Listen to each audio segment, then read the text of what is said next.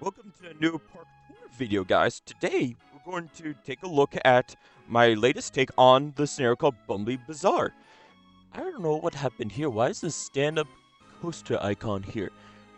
And if you notice that my audio sounds a little bit different, that's because I recently got new headphones. Here are the headphones right here. They have optional lights on the side. And the mic right here. Very nice, aren't they? You probably don't hear any sound effects because I want the focus to be on my voice, but let me try putting it one notch up. That should be good. Hopefully you can hear me still. Now let's take a look. Here we go. Yeah, you can still hear things mostly. So this is Triple J Bumbly Bazaar. This is the third time I made a big park like this. And this scenario, it's from Roller Coaster Tycoon 2. The objective is really easy.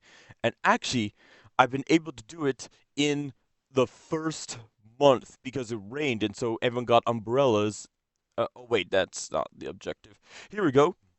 See, what a low company value. Wow, I don't think I even built any rides yet. Does that mean that's the end of my scenario play?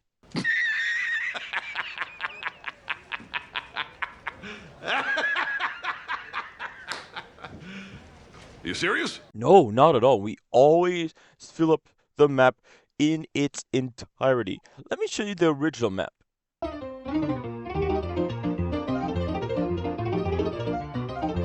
Here you go. This was last saved on Christmas Eve, 2019. As you can see, there are a couple of rides here. This wooden coaster is pretty good, but there are lots of empty spaces all over, and overall it's just not that great. This one is a lot better, as you can see. 4 years later, many improvements. I finished it a couple months ago, so I'm not sure where to start. Let's start with one of the entrances and head towards the other.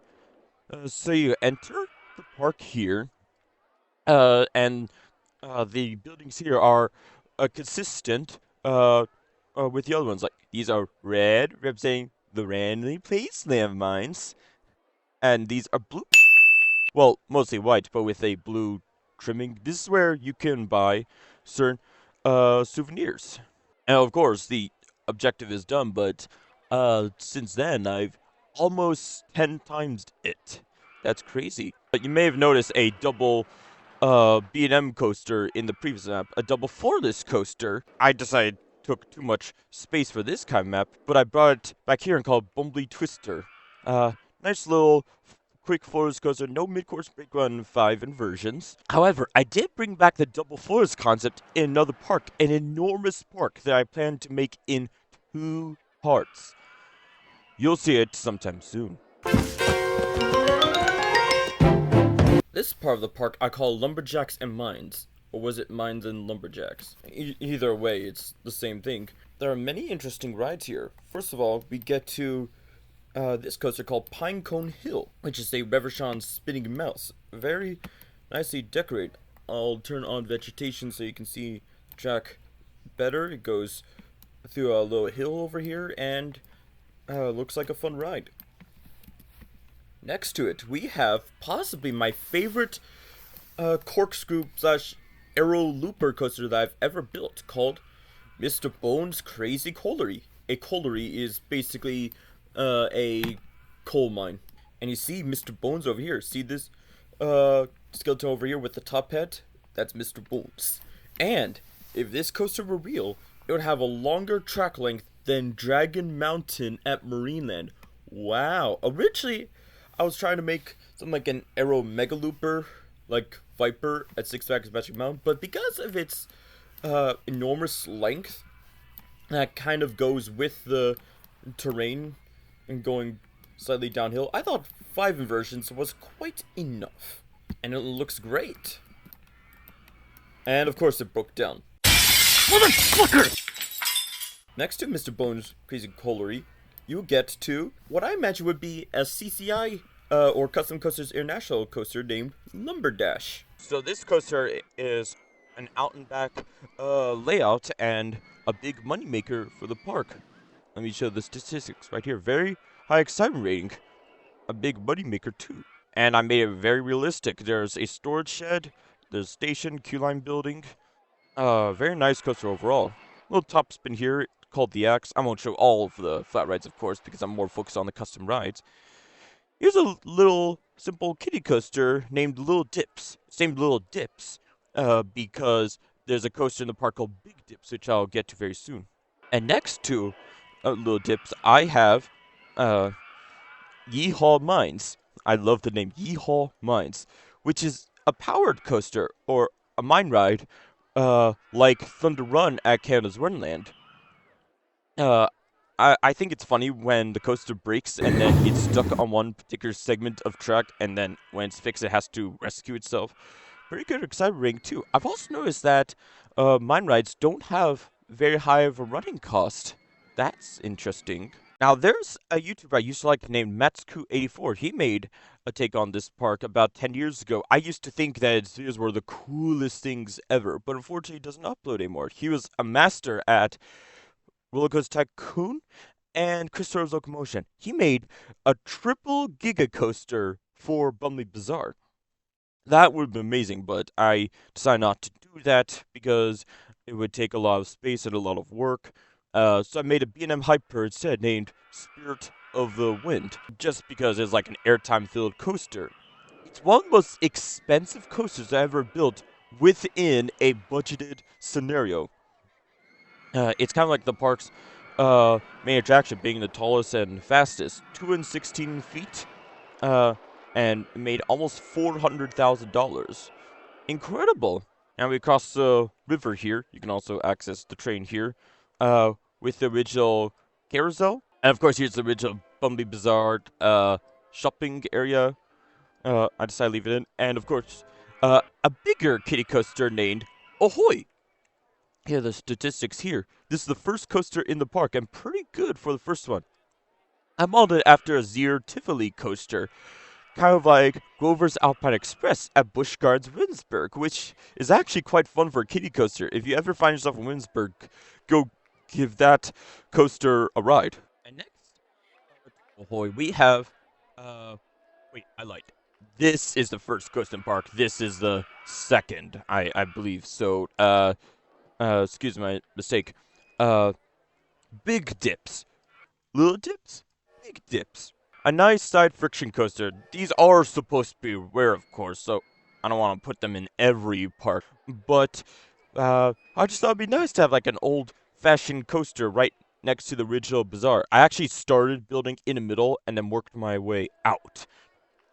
That's what I did. Yeah, not much to say about it. Instead, you look and admire its beauty, I guess. And then a log flume named Pirates River. And of course, here's the other Mr. Bones here. Mr. Bones is in every single park ever made. And then, let's go with this one right here first. Parrot's Plunge, a very good B&M flying coaster over the jungle area and river rapids and splash boats. Right here, this is my favorite take on a pretzel roll ever. Let's have this speed up so it gets there sooner. Doesn't work too well at 4 times speed because I have 7,000 guests. Look at that! This kind of element is on most B&M flying coasters, and it's really intense. I even add a few trim brakes here just to lower the intensity a bit, and plus 6 flags, more fun. And next to it is my only spiral coaster, or in real life, the Schwarzkopf Speed Racer. This is my first take on one ever, including early childhood. I didn't really know how to build it until now. It's called Vines of Evil. And it's not too long of a ride, but it's a nice one. Recently I did a list of my favorite of each coaster type that I've built in OpenRCT 2. This would be only candidate, but it's going to be hard to top this one. I like it. A jungle-themed Schwarzkopf Speed Racer. Let me show you the statistics. Very good. The other entrance here, of course, go-karts.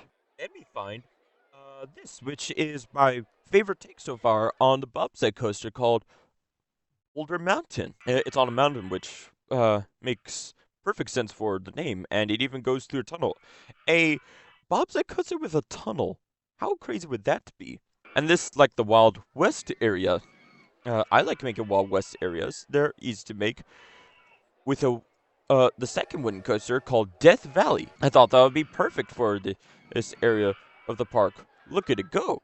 It's also one of my first wooden coasters to have a diagonal brick run. That is a huge game changer. Oh, we didn't talk about this one yet. This also in like the palm tree section of the park. I call it Flash Flood. I built a LIM launch coaster in approximately the same area in my previous take on this park 5 years ago. 7.30 feet. That's the second time Vines of Evil broke. That's rather unfortunate. But yeah, uh, not too many customers are coming in right now. But when I first built this, I unintentionally made the highest capacity coaster I ever built. Unintentionally. And next to Death Valley, we have Prospector. Also, in the previous take of the park, I made a B&M stand-up coaster called "That's Not Supposed to Happen," with like a fake track piece to make you think you're going somewhere, but then you're actually going somewhere else. Cool concept. But I thought I'll bring the same model with like a different theme. I painted the track gold, like a prospector. They find gold, and yeah, nice little coaster in the desert section of the park. Let's see if I missed anything. I guess that's it for Triple J Bumbly Bazaar. That's another park tour done. Please let me know what do you think in the comments. I do realize that there are some spaces like over here that need filling in. Here, here, and here. Maybe I won't fill up with rides. I think I've done all the flat rides possible, but like paint it with this ground here and more palm trees. I don't have to fill up every single square inch.